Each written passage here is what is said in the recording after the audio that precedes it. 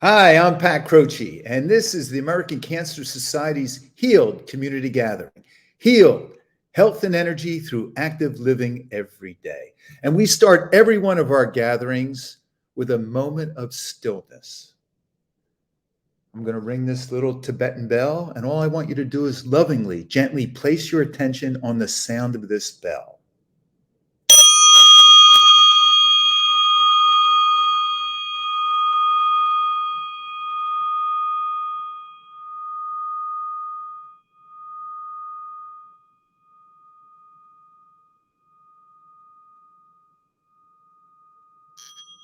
Beautiful. It's our doorbell to this sacred space where we will spend the next hour together. And I'd first like to thank all of our leadership partners who helped to fund the HEAL research that's going on right now at the headquarters of American Cancer Society in Atlanta. I'd like to thank 6ABC for being our media sponsor of HEALed. And I'd like to thank each and every one of you who has gone to acshealed.org and made a donation, whether it's $5, $500, whatever it is, and you wear our HEALed bracelet with this one green bead that signifies health, harmony, and unity. We're all in this together. Well, this is a special session for us because today the ACS, American Cancer Society, has united and partnered with the WNBA, the Women's National Basketball League. And we have two of their legends on with us today and two other guests, two legends from the headquarters in Atlanta. And so what I'd like to do is bring them on all at once, a panel of four that are going to help us inspire you, educate you, motivate you to see where the disparities lie in the health of our great country. Come on. There we are. And so I'd like to first introduce them one at a time, and then we'll do brief interviews and bring them all on anytime they like. And first, I'd like to start with Dr. Alpa Patel. Hi, Alpa. There she is. I call her by her first name, if you don't mind.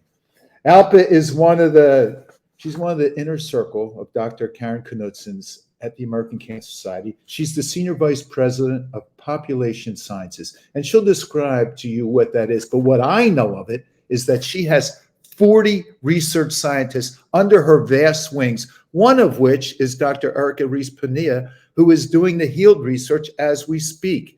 Welcome, Alpa. Thanks. And next we have Tawana Brown. Tawana Brown is also one of Dr. Knudsen's inner circle, and Dr. Tawana is the Senior Vice President and Chief Diversity Officer. She started out, how long ago? That was in 2006 as the Director of Health Disparities down in the former South Atlantic Division, and has worked her way up. And she uses all types of tools and programs and instruments in helping to fight this health disparity, one of which that I want to know about is this More Than Conquerors documentary that she helped to create. Good morning, Tawana. Good morning, Pat. Good to be on with you and everyone else. Thank you for joining us. Next, we'll move on to our WNBA legends. Simone Edwards. You got to check this out. Simone Edwards is, let me find Simone's bio because I don't want to ruin this. She was a player for the New York Liberty, and I know the Seattle Storm because in 2004, she wears a championship ring. I don't have a championship ring. I was with the Flyers for 13 years. I was with the 76ers for 10 years as their condition coach, and then another 5 years running up, and I still don't have a championship ring. Simone has a championship ring. So we'll get to meet Simone in a little while. Good morning, Simone. Good morning. And next, and last but not least, we're going to go right to Croce Brown. Croce Brown is, 17 years in professional basketball. Like, as a physical therapist, I know the demands on a basketball player. Croce has spent 17 years, 7 of which are with the WNBA. And she'll give us exactly who she was with along the way. But I want to start with Croce to allow us to find out her journey, how she began with professional sports and how she maintained a fitness level to battle the vigors of professional sports. Good morning, Croce. Her microphone's not on. Let's try that again, Rusha. No. Good morning. There you go. Yes. Yes.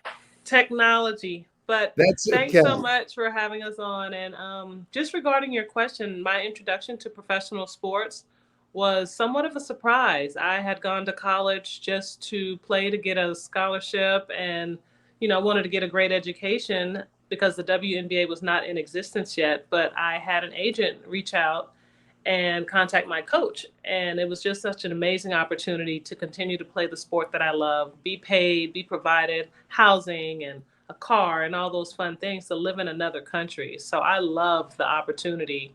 And just the fact that I could continue playing the sport that I loved and learn more about various cultures was one of the things that really helped me want to make sure I was in that professional realm. Well, Rusha, tell us about the various cultures that you visited while you were playing pro sports. So in the 10 years that I played internationally, I played 2 years in Spain, 2 years in France, 4 years in Italy, 1 in Greece, and 1 in Korea. So Oh it's my really goodness. fun. Absolutely. I would love to read your journal. I have Oh. quite a few also. And there's a book coming, so you'll be able to read about it later. Do you have a title? The Passion Principles, How to Be the Exception and Not the Rule. Oh, I like it. The passion principles. I love it. So tell us your principles on how you kept yourself in shape physically, mentally, spiritually, nutritionally, because this health and energy through active living every day is our moniker. Healed. We want to heal the universe from suffering mentally, but physically, we know that one of the greatest risk factors toward cancer is a high body weight. So how did you maintain your fitness level? Well, as a professional athlete, it's a part of your job. And I think the biggest part that really helped me was it being my routine.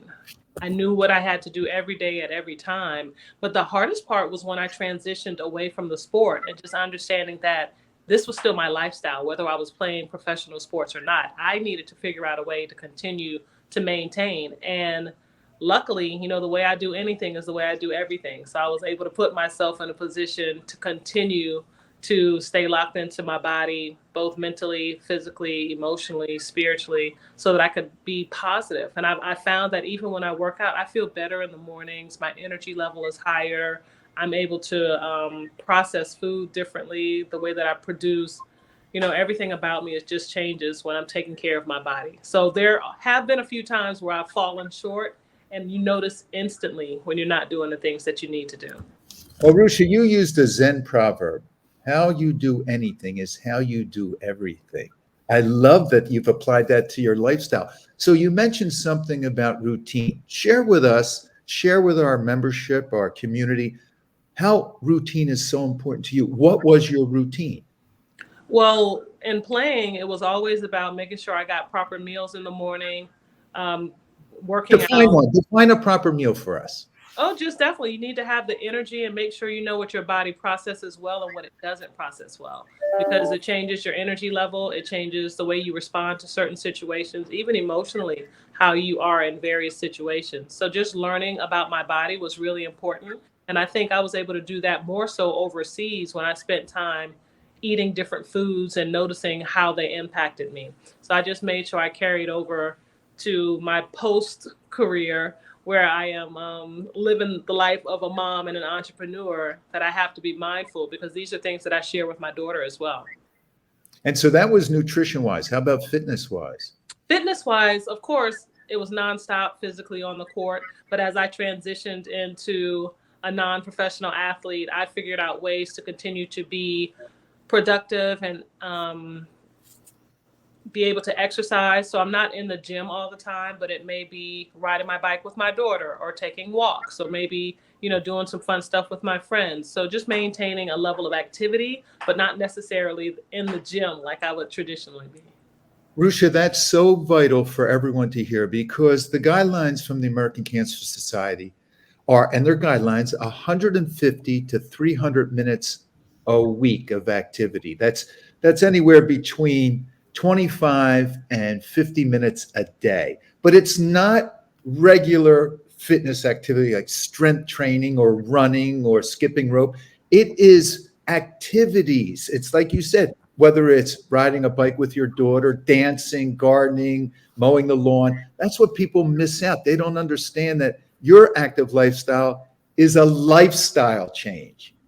And I do believe, too, a lot of people overlook the fact that you could do something as simple as parking a little bit further and taking some extra steps. Instead of taking the elevator, take the stairs. Like, you can put yourself in a position to exercise, because it is not, like you said, just about being in the gym and doing the high impact. It's about doing the little things that make sure you keep your heart rate up and keep your body moving.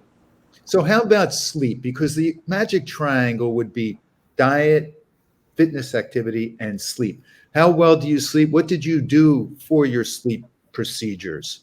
You know, when I played professionally, sleep was never an issue. But as I transitioned out of sport, I struggled because I didn't.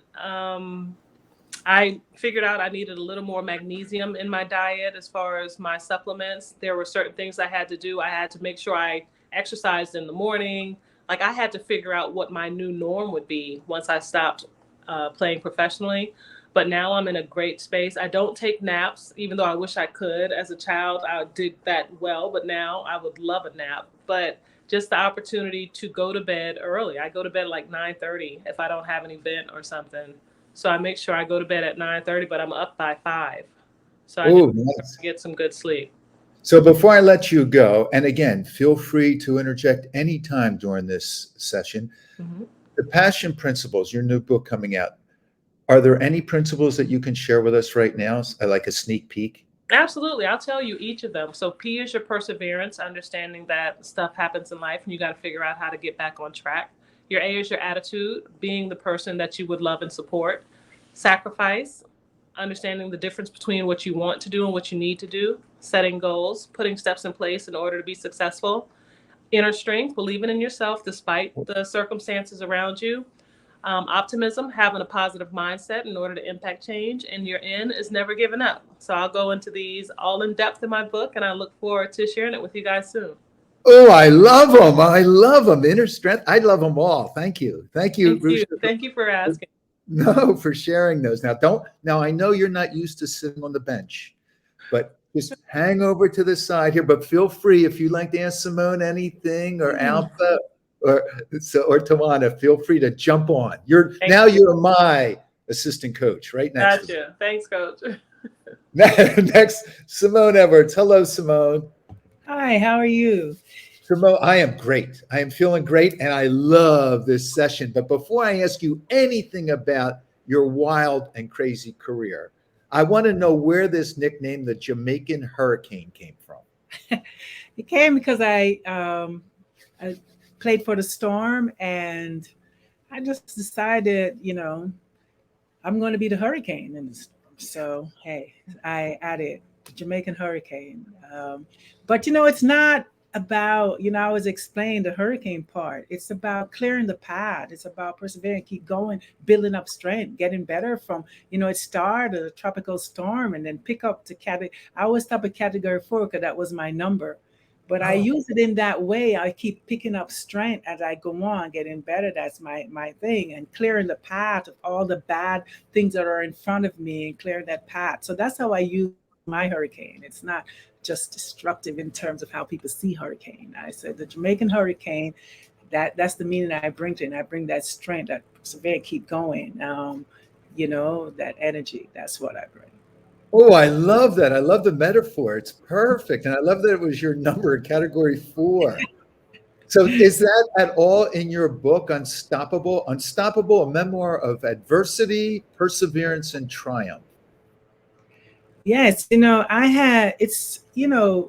life have always been about inspiring. From I was a young child growing up in poverty, I always say that if I make it out, I want to encourage kids that, who are living in poverty, or just kids who just think that they're, I always say your present circumstance does not dictate your future, because when you're in a certain position, you're just locking it.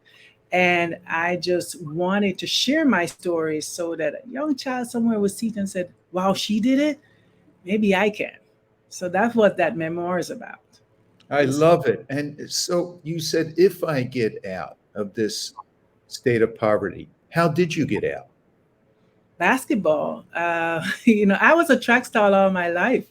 I've started running from two. Jamaican. We've been prepping from 2 years old. As we pop out the womb, we were out there. So, I thought that I was going to get a track scholarship. And so that's what I was relying on because I was bullied. I was always taller than everybody else. They used to call me taller than the rest and all the other names. So I thought that, you know what, I need a scholarship. If I get a scholarship, that's the way because my parents couldn't afford college for me and stuff. So I just thought I'll run until I get a scholarship. And I was running undefeated, but mostly, the interest were right in school. I never go to the national one. And then I finally, at 16, went to the national one and I got beat. I was first the time I got third place and I was just devastated. But then again, I always run bare feet, no shoes. I didn't have Wow. when I was in school. So at the national stadium, I have to wear spike. So the coach gave me these dirty old spike from these boys. Some, old. It was dirty and old, but it was too big for my. So it was uncomfortable. So that took me out of the race, and I was just devastated. I'm like, nobody's going to give me a scholarship anymore. I'm just done. My life is just, there's no way I can make it through college. There's just done. I'm looking like I'm so down. And I ran into these two coaches on the way from the stadium. One was, he died at the University of Oklahoma, and a local coach. And they were basketball coaches. And they were like, they were there and they were like, you're tall, you're athletic. Learn the game of basketball for a year and I'll get you a scholarship. Well, with his accent from Oklahoma, you're tall and Atlanta, and all I hear was scholarship. I hear scholarship, and I was like, huh? Could be horse riding. I don't care. Scholarship, just give it on. And so I was like, what is this game? I don't know what basketball was, but I heard scholarship. So he's like, train with a local coach, Keith Daly, and in a year we'll take you up. And I'm like, is this for real? Like this can't be right. And they say yes. I went out there every day and trained. So in Jamaica, remember I'm poor. I don't have any basketball shoes or running shoes. So I'm barefoot out there on the pavement in the hot sun, training, learning basketball every day after school. And I have to decide if I have to run to the practice, which is from school after school. I have one bus fare. So I have to decide. I take off my school shoes and ran to the practice. I say it's a warm up, but then I said I may be tired. It'd take an hour to run there, maybe an hour and a half to walk, or I walk home, which is about 2 hour walk again, and a little if I run. So I had to decide. So I would alternate. A lot of time, if I'm late, I'll just run to the practice. I get up early enough, set the time, and walk and run. So I'm warm and ready to go. And then after that, I just walk home for the next 2 hours. And it was a good walk. I picked mangoes off the trees and stuff. So that's how it started. I love it. I love it that you never even played basketball in high school, and all of a sudden you take it on with a vengeance. And I see that you fought adversity, perseverance, and obviously you triumphed all the way to the storm and then win a championship. But I know you don't consider that your greatest triumph. Share with us that. Yeah. Cancer. I've been through so many things in life, as you just pass through different ups coming at me. And when cancer hit in May last year, when the doctor told me I had cancer, I really actually just looked at him and said, okay, what's next? And then we just start cracking some joke and laughing. I didn't cry. I didn't feel sorry for me, like, why me? Or it's like I kind of knew something was wrong. So when he told me, and he said, you have stage 3 ovarian cancer. And I was like, okay, so doc, what do I do now? Because that's what my life is used to. You tell me what's the solution and let me go out there. Tell me what I have to do. And that's where it started. And it has been because, usually there's other things you can fix. Like in basketball, if I need to be a better rebounder, I know certain skills I have to do. I go out there and work at it. If you have to be a better dribbler, you go out there and work on a dribble. But for cancer, this one, it's a rare one, and they don't even know what to do. And so it's like, okay, I'm doing my research. I need to know what can I do to play my part. And that has been. So this is my biggest struggle, of course. And what was your treatment plan?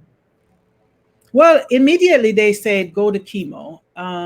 I wasn't a fan, but that I talked to the number one cancer, ovarian cancer doctor in the country also, and that was the immediately go to chemo.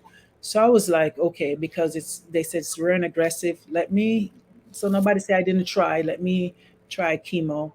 The chemo didn't work for me. It actually just do more damage to my body. I had two blood transfusion, just all of that. So that was what I went to, and then I did radiation that helped with the.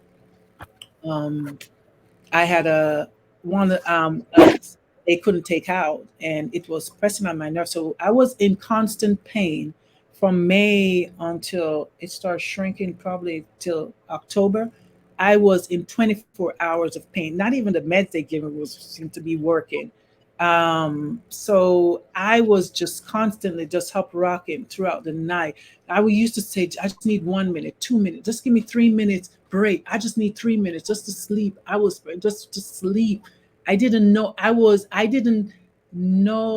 that I've never felt this kind of pain in my life, and then I said, people going through pain, and I said, oh, this was 24 hours. I couldn't get any sleep. The pills didn't seem to work for me. And so it was just terrible. But I keep saying that, you know what?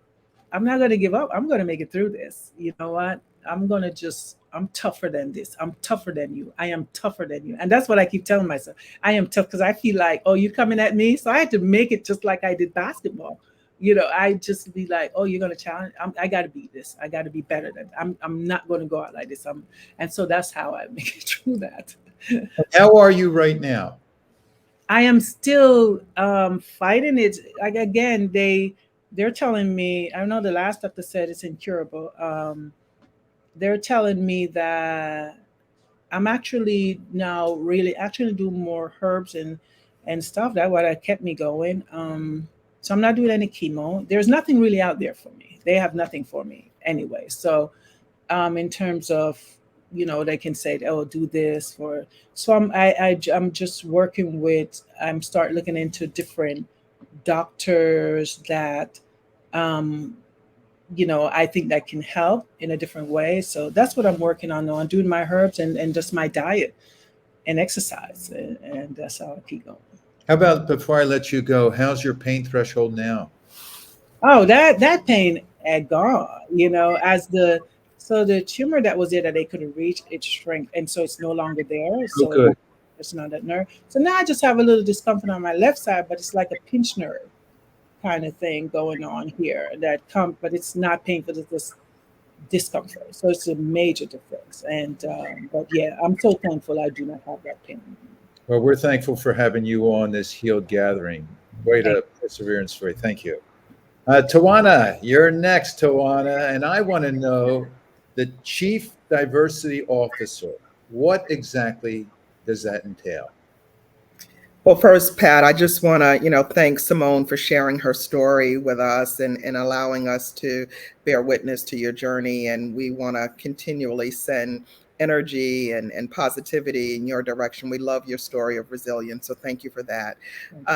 So what does it mean to be the Chief Diversity Officer? Well, the Chief Diversity Officer role at ACS is a really exciting role in that we get to impact not only those things within the organization that we typically would do in the diversity space around workforce diversity and organizational culture and employee engagement, all that good stuff that Chief Diversity Officers typically are involved with. We also get to do those things, but in addition, we have a very external facing role, and that is what we do to help advance health equity in partnership with our colleagues across the organization. And so that involves a lot of community engagement, partnership cultivation. It involves working with donors and supporters and partners like yourself, Pat, to help get the word out about how we can end cancer as we know it for all. Okay, Tawana, hold on just 1 second. I want to make sure that all of our listeners, myself included, know what you mean by health equity. Yeah, that's a really good question. And I think there are lots of definitions, but I'm going to keep it real simple. So for me, health equity is really a social justice issue. And what it means is that everyone everyone has the possibility of being healthy, of leading a healthy life, that everyone has access to the care that they need in order to have favorable outcomes. So how is it that Black women have a 40% lower survival rate of breast cancer than white women? How's that possible?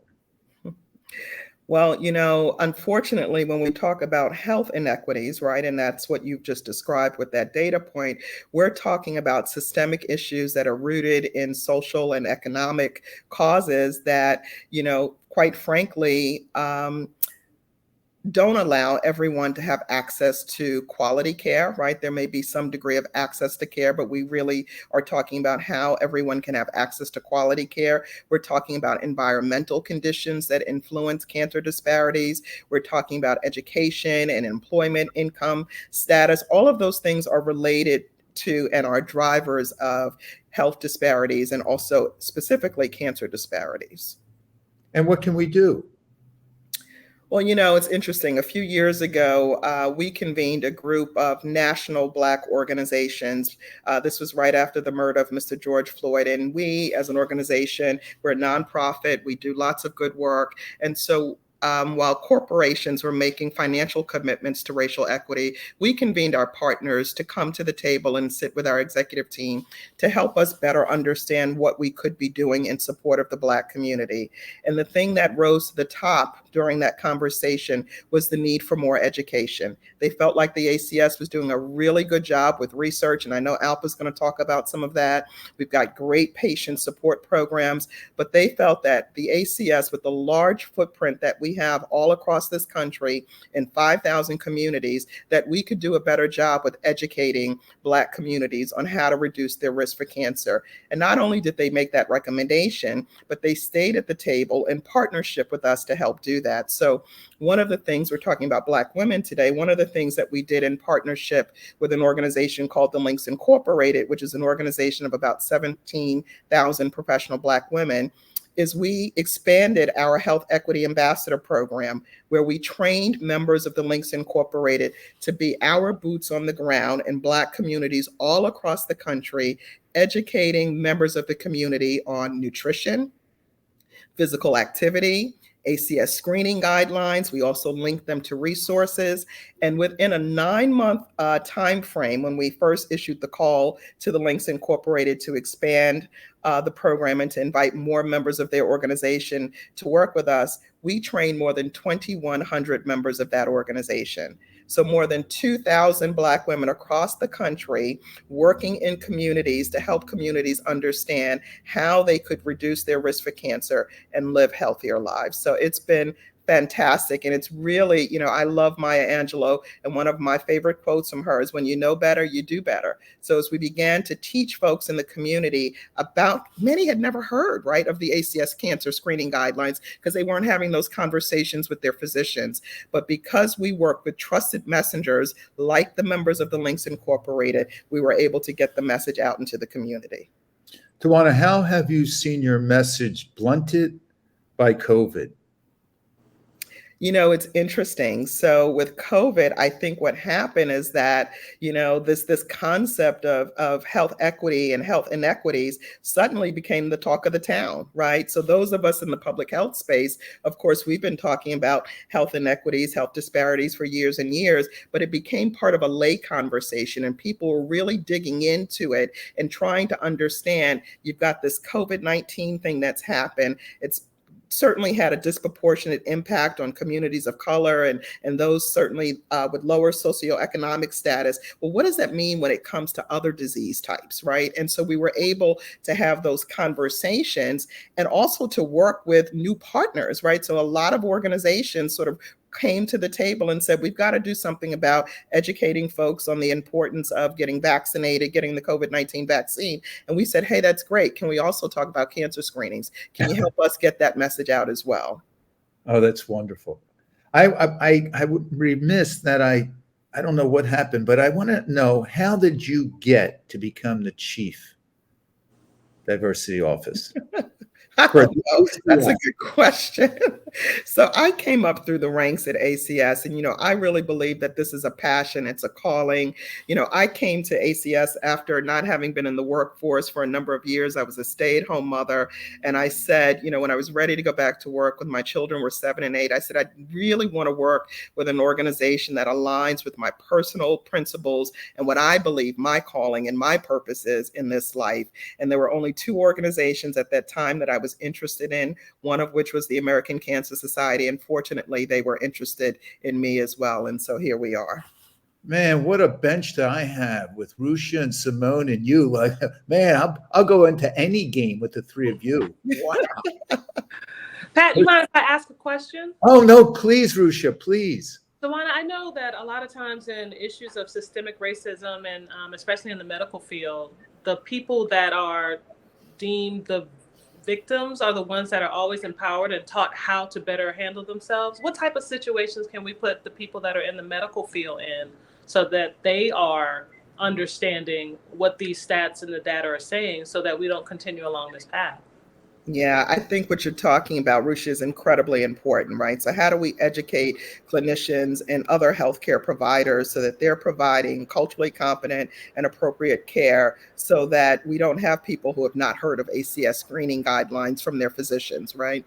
So, there's a lot that ACS does around healthcare professionals and education. And so we've got a series that our patient support team implements, a virtual webinar series that we've implemented with providers all across the country to help educate them. And then we're also leveraging our partnerships with organizations like the National Medical Association and others that are in the health space to help us work in partnership with not only their organization, but other organizations to make sure that we're working with providers in a way that gives them the confidence and the competence to have the kinds of conversations that they need to have with their patients.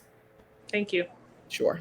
Tawana, can I just add to that there's also a capacity issue, right? And there's a major investment at ACS in research to build and feed more into the pipeline of culturally competent and diverse clinicians, researchers, and care providers. So there's a lot of investment in building that capacity around scientists and clinicians that can serve communities of color, because we know that we have a major capacity issue.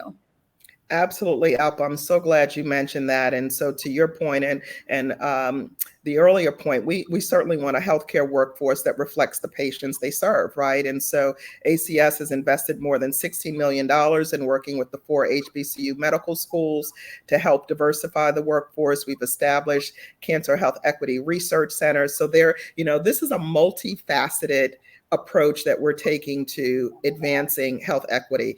Alpa is going to talk about some of the research. There's the patient support and community engagement. We've talked about that, but the workforce piece is incredibly important as well. Are you talking about Dr. Arif Kamal? We are talking about the one and only Dr. Arif Kamal. I love him. I love his attitude. What a great energy he has.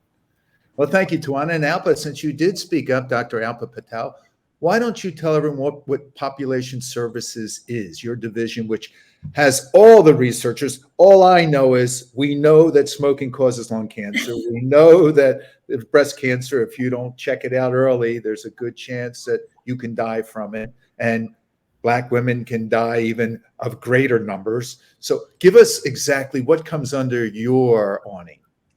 So the population science program, the American Cancer Society, what's great about being here is that we're one of the only organizations that does research in addition to funding research. So we're funding the best and brightest across the country through our grants program, but we also have this big internal research program.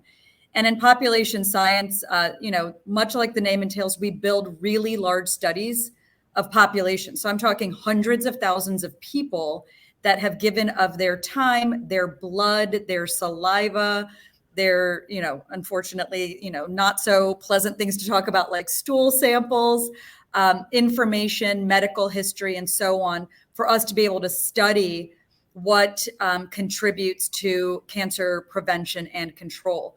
So, Pat, you mentioned the example of, everybody knows that smoking causes cancer. what was actually the first population studies back in the 1950s done at ACS that provided some of the most robust early evidence on that topic. And we've continued to be central in understanding the role of tobacco and cigarette smoking, newer products as they come on the market, and how they affect health. So it's really fundamentally the work that we do serves as and contributes to the scientific basis of cancer prevention and control. So tell us a little bit about what the research scientists are doing right now. What is your major focus? So there are a number of different focuses that align with with a lot of our priorities broadly at ACS. So we're looking at nutrition, physical activity, and obesity as they relate to cancer risk, quality of life after a cancer diagnosis. We want to make sure that individuals know how to live and maximize their quality of life after a cancer diagnosis as well. Stop there. Stop. This is a crazy stat. This is Dr. Erica Rees-Pania brought this. Tell everyone that all those like Simone and myself who've been diagnosed with a cancer diagnosis, those who have survived, tell the audience how many don't get their butts off the couch. What percentage are sofa sleepers and don't become active? So only about 30 or so % of cancer survivors are meeting recommended levels of physical activity for cancer survivorship. Is that amazing? 7 out of 10 people don't get their ass off the couch. It definitely is, but I will say that I think a lot of it is also, and this goes back to what Tawana was talking about, is that promoting healthy lifestyles, but understanding the education around what is beneficial. A lot of people don't know. In fact, a couple decades ago, and in fact, in some parts of the country, even today, your care team may tell you, rest, conserve your energy. And what those of us that do exercise research would tell you is, no, exercise is safe for the vast majority of cancer patients while they're actively going through treatment. There is such great evidence about the benefits of exercise in symptom management, in chemo toxicity and how well your body takes in that chemotherapy, in really managing a lot of side effects like fatigue and sleep disturbances, pain. There's so many benefits. I often say that if we could take all of the multi-system benefits of exercise and put it into a pill, it would probably be the most prescribed pill on the market. But it's a lot harder to motivate someone to get up and do that 30 minutes of exercise each day. So I think, Alba, we have to scare them. We have to educate them, but also scare them. Dr. Bill, I can't think of Dr. Bill's last name. He runs your Day Hut. Yeah, he said a statistic that those who return to their body weight after a diagnosis and treatment of cancer, those who do not have a third of a chance of their diagnosis coming back. Something to that effect. Your research has proven something to what is it exactly? So excess body fatness is what we typically call it, but is associated with a higher risk of recurrence for several types of cancer and poorer outcomes overall. So when we think about longevity and quality of life after diagnosis, weight maintenance throughout life is something that we promote, and largely through our nutrition and physical activity guidelines for both cancer prevention as well as survivorship. And is it true that 40% of all cancer diagnoses could be prevented? Today's estimates are, yes, about 42% of all cancer diagnoses are attributed to what we call modifiable risk factors. So things that we can change. A lot of that is, of course, cigarette smoking. The next biggest group is the combination of healthy body weight, physical activity, and good nutrition. There's alcohol consumption. There's, and then of course, a lot of things like different infections, HPV and several other types of infections. UV radiation or sun exposure.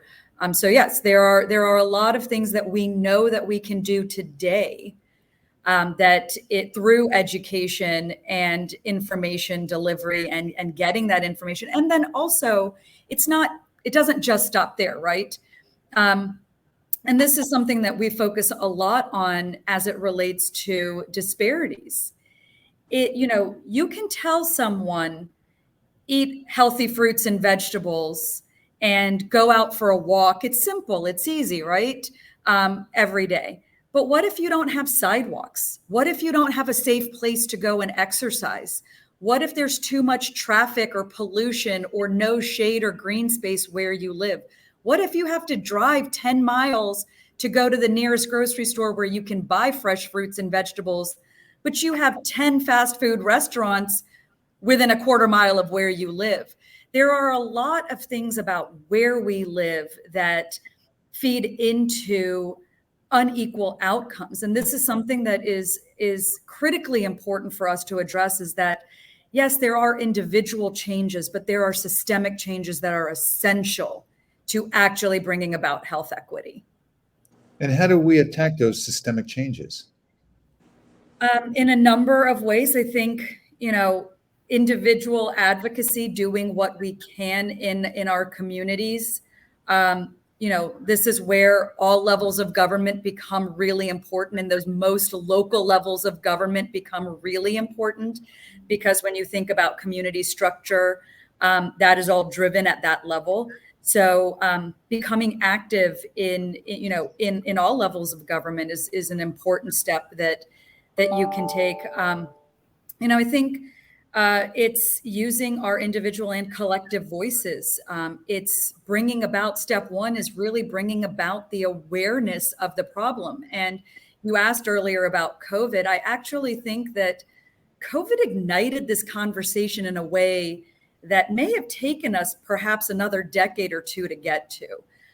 There was no hiding from, these systemic issues that feed into health disparities.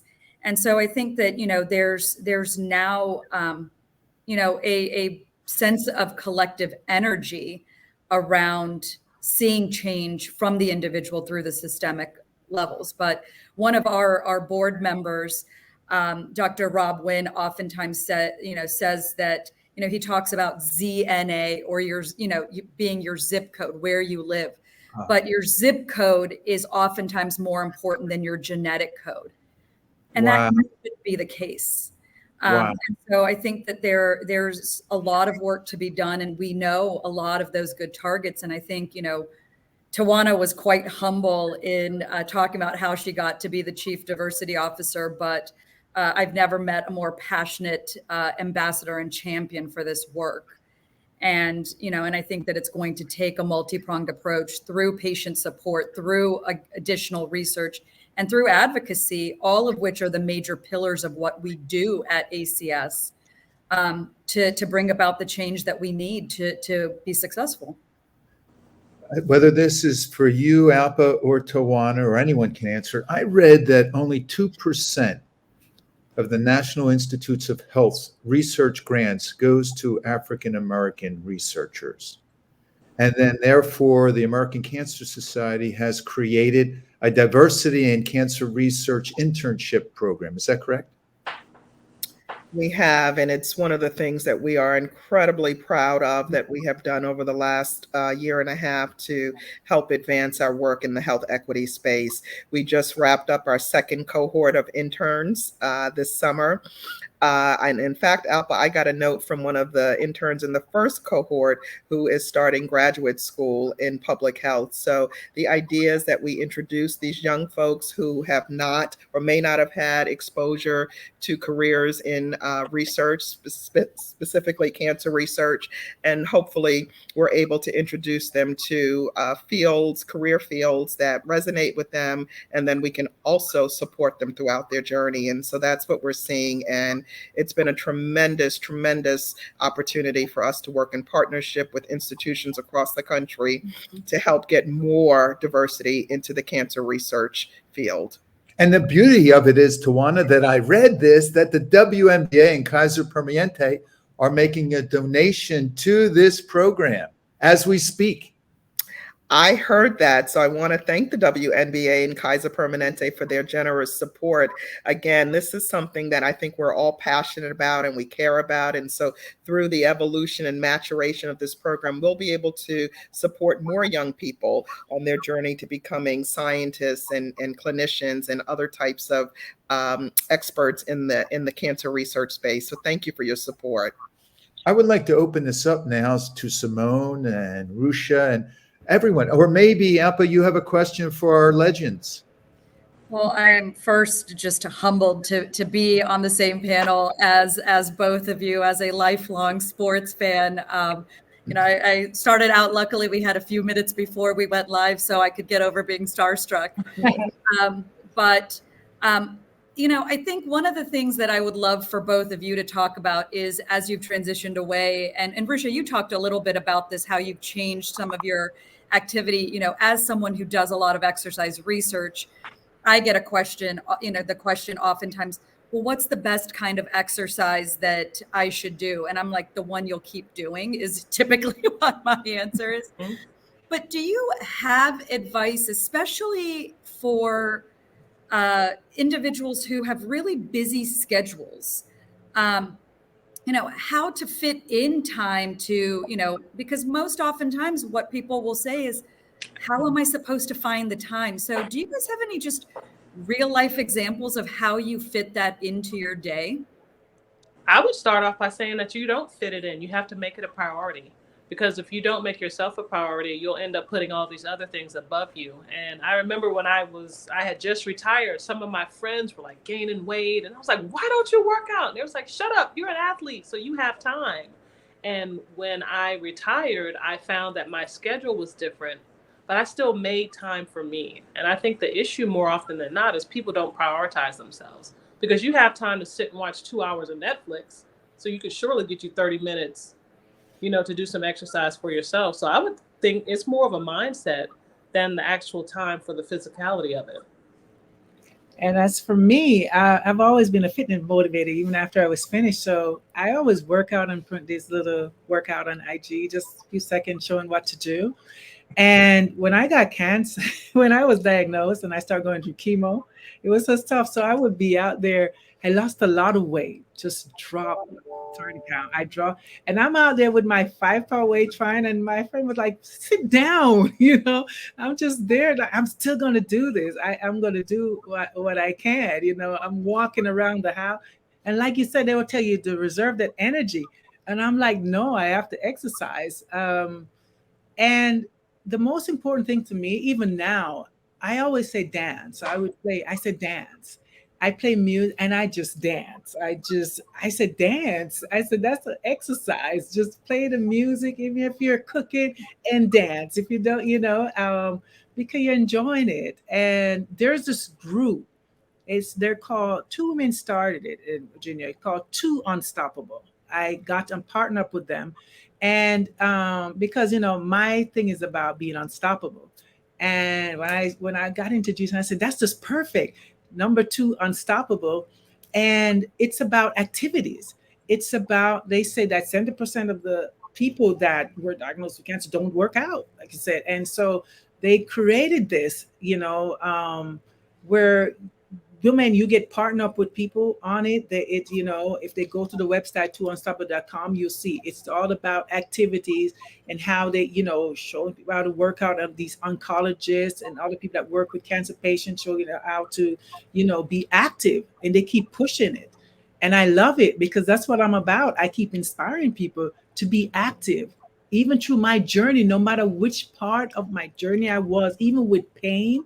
And even till now, I am still doing activities because I think it's so important. And Simone, I want to follow you up just a second. I'm a part of Simone's Facebook support group, Simi's Journey. And when she announced that she had it, we all wanted to be there for her. And I remember, Simone, I would see you and, you'd lost all the weight and you were working out. And I too was thinking, oh my God, just sit down. Because I had family members, like I lost my father to cancer, my grandmother, my grandfather. Like I've had people, and they were always said, reserve your energy. So I didn't understand what you were doing.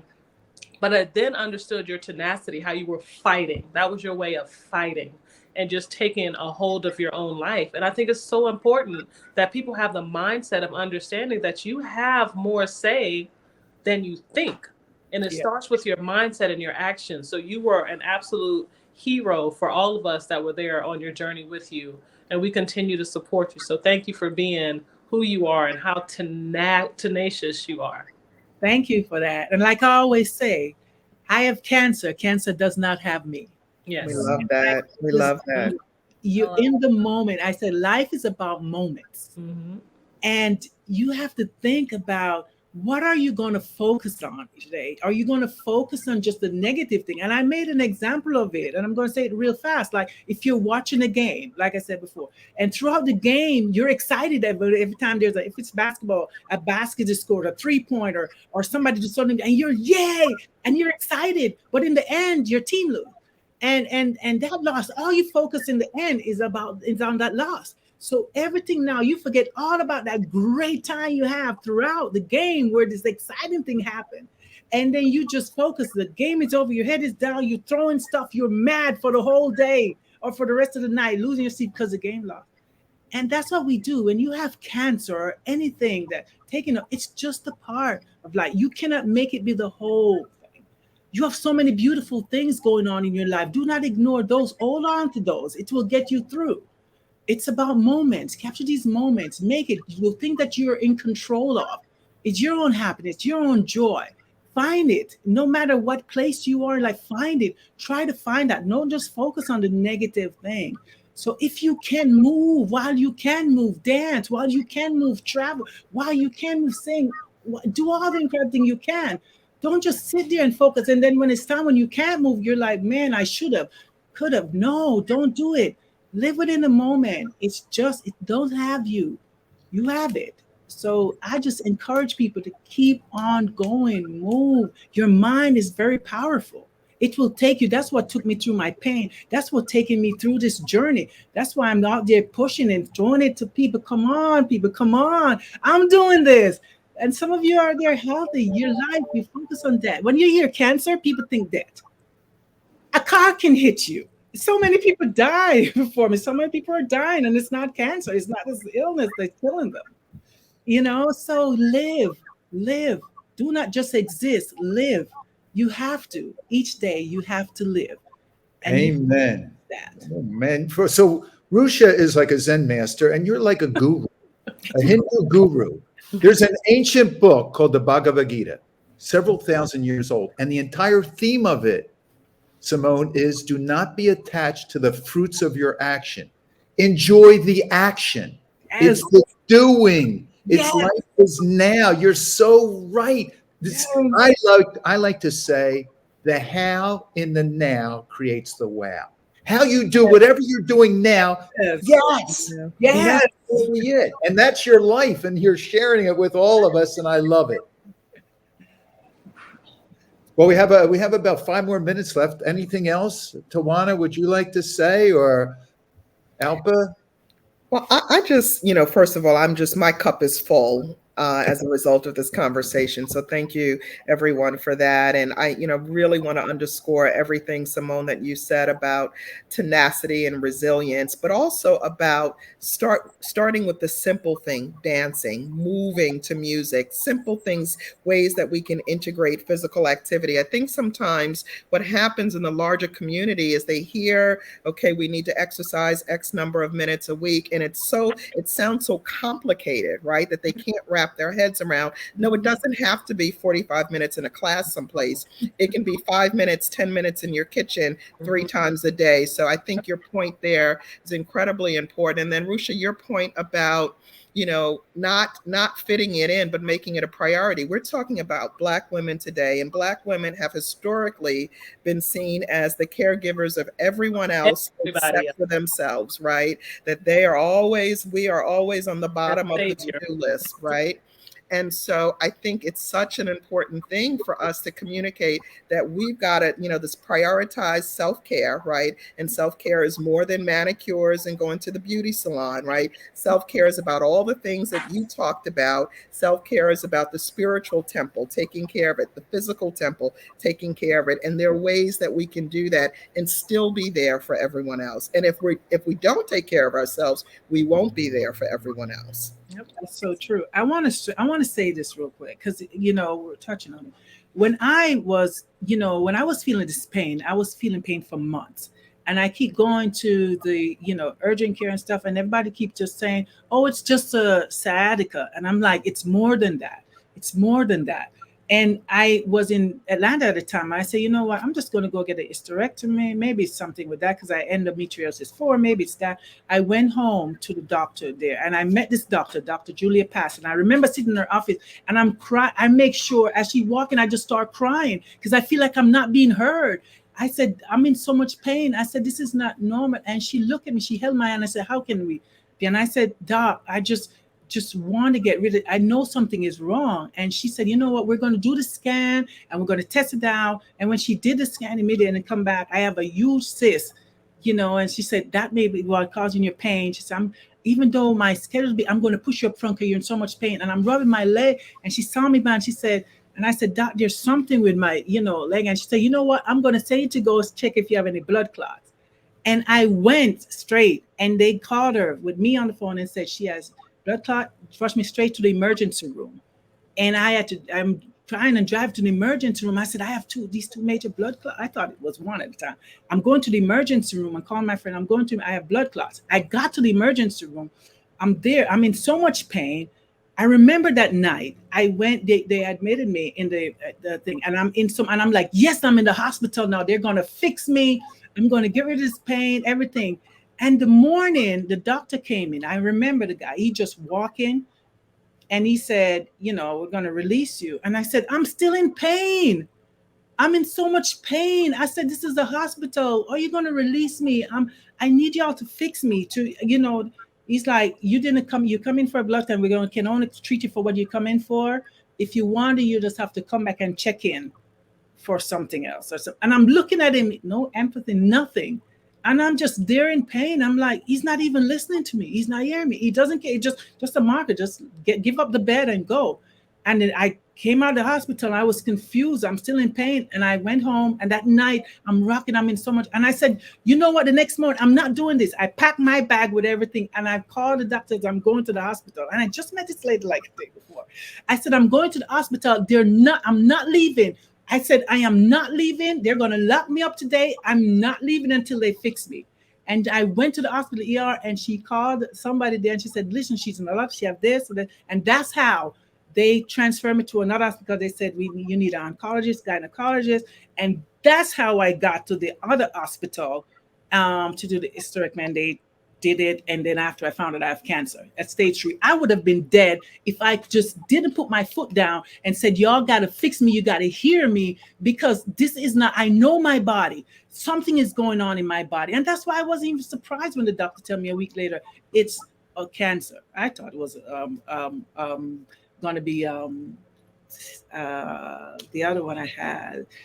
But anyway, the point is that we are voices. We have to, women, especially Black women, I don't know, the way, I would never forget the way that doctor looked at me as if I meant nothing. He didn't hear me. It's like, oh, you just come in here for the blood clot. And there's so many women out there that just take that and they just say, I said, I'm not going to take this. Y'all going to listen to me today because there's something wrong. And I fought for that. And that's what saved my life. That gave me, because if I had just continued, just listen to what they say and just go on, it would have spread more. And then by that time, they would have just said, write me off and said, you know what, you just have this time to live. Jamaica Hurricane, I love you. Tawana, is that self-advocacy or what? Absolutely, 1,000%, 1,000%. And you said something, Simone, to have your voice heard. I want everyone out there to realize that your voice can be heard right now. Just go to fightcancer.org/WNBA and make your voice heard. We need this health equity within our system so that everyone is exposed to screenings. Everyone has a chance, like Simone, to live a life much better than it would have if they didn't know any better. Yes. So I'd like to thank you, Simone Edwards, you, Rusha Brown, you, Tawana Thomas Johnson, and you, Dr. Alpa Patel, for such a lively, inspiring, educating, wonderful session. Thank you for sharing your time with us today. And I'm going to end with a prayer. It's not a petitionary prayer. It's just a prayer that we can all share that supports Simone's living life now. Thank you for the grace and helping me to welcome and witness what is happening right now, to live life to its fullest. Yes. To all of you, my four lovely ladies, thank you. Thank you. To everyone out there in Healdville, go to acshealed.org. Thank you. Peace. Thank you. Thank you, guys. Thank you. Best of luck, you boys.